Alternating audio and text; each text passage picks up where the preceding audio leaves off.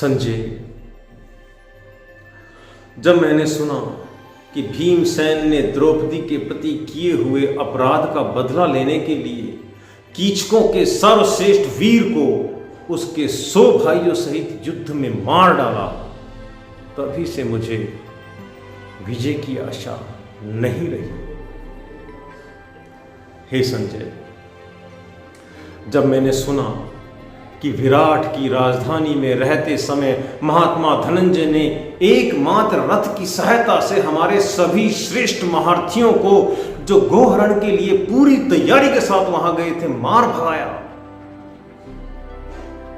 तभी से मुझे विजय की आशा नहीं रही।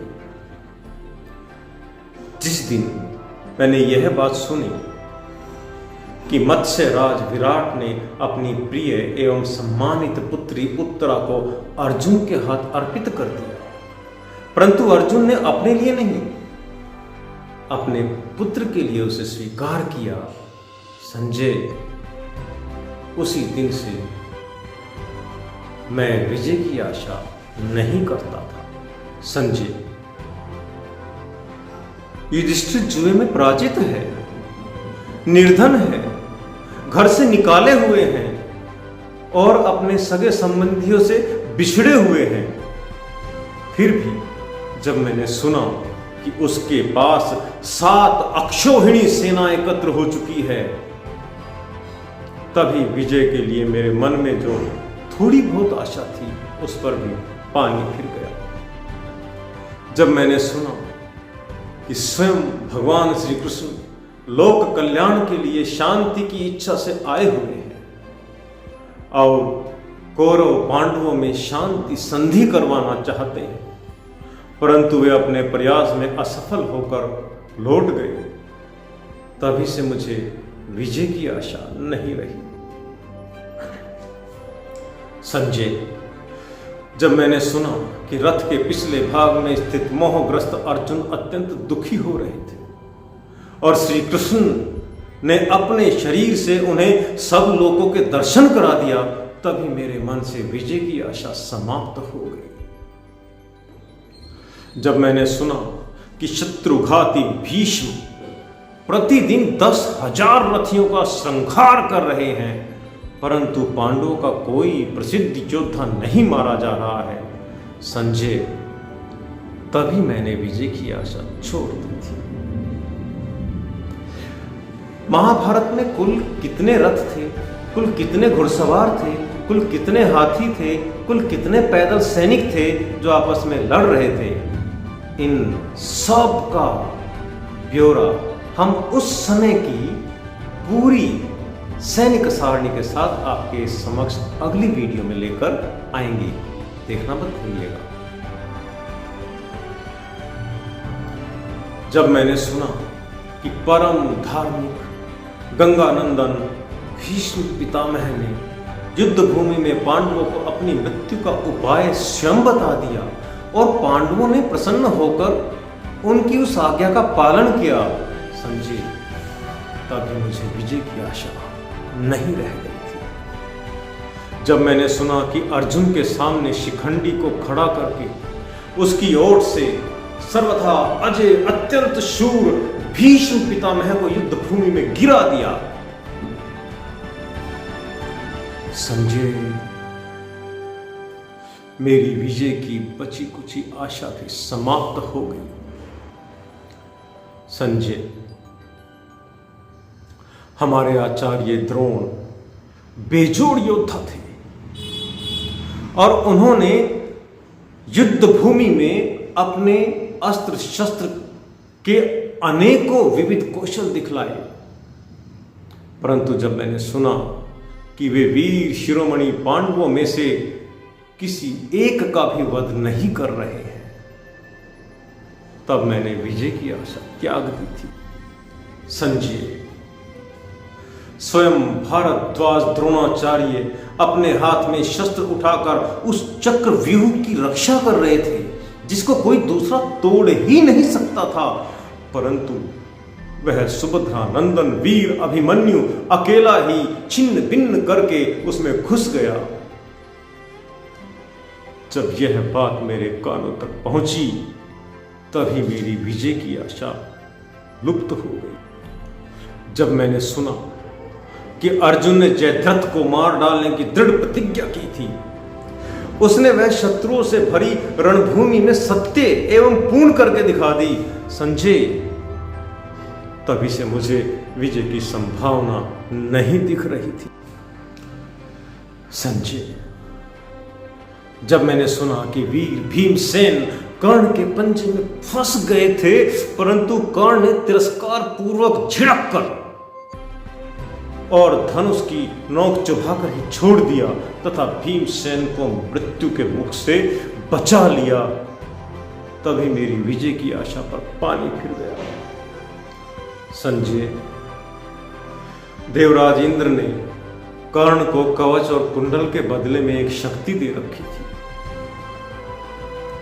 उसने उसे अर्जुन पर प्रयुक्त करने के लिए रख छोड़ा था, परंतु मायापति श्री कृष्ण ने भयंकर राक्षस घटोत्कच पर छुड़वाकर उससे भी वंचित करवा दिया। जिस समय मैंने यह बात सुनी, उसी समय मेरी विजय की आशा जाती रही। हे संजय, जब मैंने सुना कि आचार्य द्रोण पुत्र की मृत्यु के शोक में शस्त्र आदि छोड़कर आमरण अनशन करने के निश्चय से अकेले रथ के पास बैठे थे और धृष्टद्युम्न ने धर्म युद्ध की मर्यादा का उल्लंघन करके उन्हें मार डाला,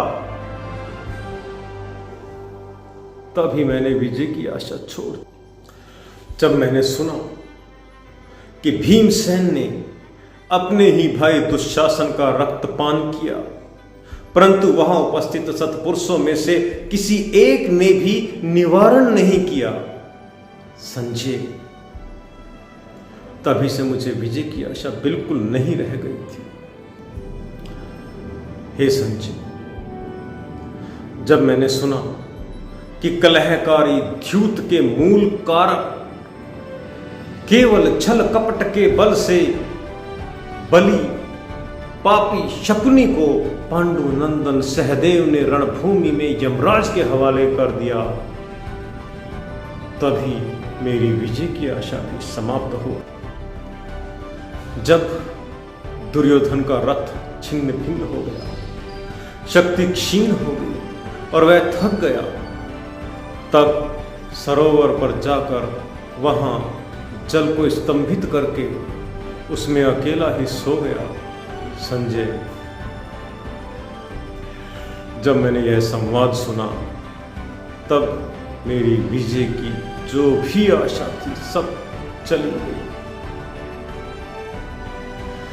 जब मैंने सुना कि उसी सरोवर के तट पर श्री कृष्ण के साथ पांडव जाकर खड़े हैं और मेरे पुत्र को असह्य दुर्वचन कहकर नीचा दिखा रहे हैं, मैंने विजय की आशा सर्वथा त्याग ही दी। जब मैंने सुना कि गदा युद्ध में मेरा पुत्र बड़ी निपुणता से पैंतरे बदल बदल कर रण कौशल प्रकट कर रहा है और श्री कृष्ण की सलाह से भीमसेन ने गदा युद्ध की मर्यादा के विपरीत चांग पर गदा का प्रहार करके उसे मार डाला, तब तो संजय मेरे मन में विजय की आशा रह ही नहीं गई। हाय हाय, कितने कष्ट की बात है। मैंने सुना है कि इस भयंकर युद्ध में केवल 10 ही व्यक्ति शेष बचे हैं। मेरे पक्ष के 3, कृपाचार्य, अश्वत्थामा और कृतवर्मा, तथा पांडव पक्ष के 7 श्री कृष्ण, सात्यकी और 5 पांडव। क्षत्रियों की इस भीषण संग्राम में 18 अक्षौहिणी सेनाएं नष्ट हो गई। सारिये, यह सब सुनकर मेरी आंखों के सामने घना अंधकार छाया हुआ है। मेरे हृदय में मोह का आवेश सा होता जा रहा है। मैं चेतना शून्य हो रहा हूं, मेरा मन विह्वल सा हो रहा है।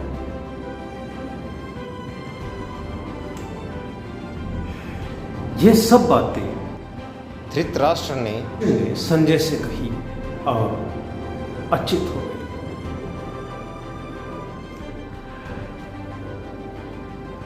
महाभारत के प्रथम खंड प्रथम अध्याय आदि पर्व प्रथम खंड से ही श्लोक संख्या 150 से श्लोक संख्या 218 तक के जो श्लोक हैं उनका संक्षिप्त वर्णन हमने किया है। 18 अक्षौहिणी सेना में से यहां पर धृतराष्ट्र स्वीकार कर रहे हैं कि केवल 10 ही व्यक्ति बचे। 18 अक्षौहिणी सेना में कितने व्यक्ति थे जो युद्ध कर रहे थे? क्या आप यह जानते हैं? नहीं जानते हैं तो इससे ठीक आगे की वीडियो में यह सब भी आपके समक्ष लेकर आएंगे। तब तक के लिए नमस्कार।